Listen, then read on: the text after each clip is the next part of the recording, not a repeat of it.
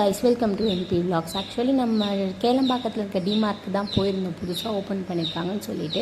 அங்கே வீடியோ எடுக்கக்கூடாதுன்னு சொன்னதுனால ஸ்டாப் பண்ணிட்டோம். நம்ம என்னென்ன வாங்கியிருக்கோன்றதை மட்டும் பார்க்கலாம் வாங்க கைஸ்.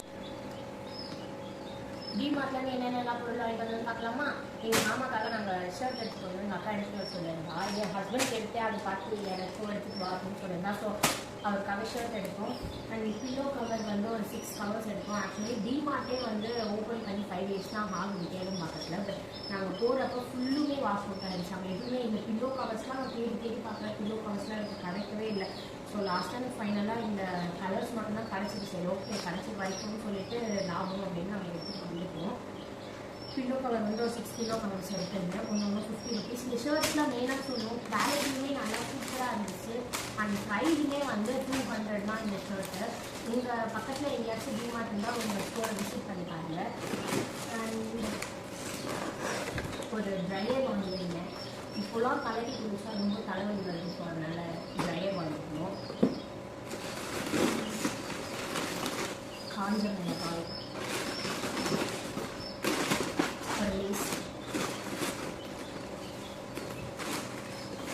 பிரியாணி அரிசி,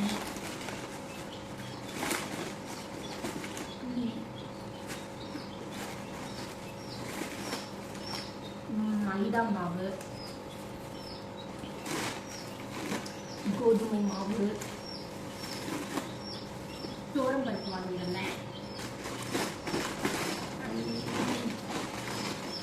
லாஸ்ட்டாக இட்லி அரிசி ஒரு 2 கிலோ கூட வாங்கியிருந்தேன். ஏன் அப்படின்னா மாவு வந்து நம்மளுக்கு கடையில் வாங்குறது செட் ஆக மாட்டேங்குது. அது சாப்பிட்றதுனால ஸ்டொமக் பெயின் வந்துடுது. ஸோ அதனால் வீட்லேயே மாவு அரைச்சிக்கலாம் அப்படின்னு சொல்லிட்டு இட்லி அரிசி வாங்கிட்டு வந்தோம்னா ஆல்ரெடி அம்மா வந்து உளுந்து கொடுத்துருக்காங்க. ஸோ மாவு அரைக்கணும் வீட்டில்.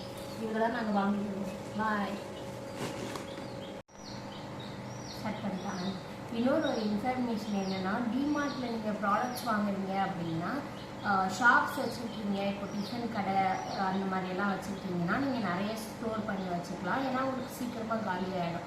நார்மலாக நம்ம வீட்டு யூஸ்க்கு மட்டும்தான் அப்படின்னும்போது ஒரு 2-3 பேர் தான் வீட்டில் இருக்கணும் அப்படின்னா நீங்கள் வந்து கொஞ்சம் கொஞ்சமாக ப்ராடக்ட்ஸ் வாங்கிக்கிறது நல்லது. ஏன்னு பார்த்தீங்கன்னா அது எனக்கு அந்த மாதிரி தான் இருந்துச்சு. ஸோ அதனால் நான் உங்களுக்கு ஷேர் பண்ணுறேன். உங்களுக்கு யூஸ்ஃபுல்லாக தான் எடுத்துக்கோங்க.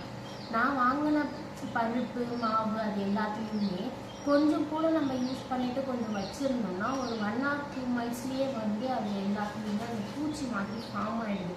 ஸோ நீங்கள் கொஞ்சமாக உங்களுக்கு வேணுன்ற அளவுக்கு வாங்கிக்கிட்டிங்கன்னா அது ஹெல்ப்ஃபுல்லாக இருக்கும்னு நான் நினைக்கிறேன்.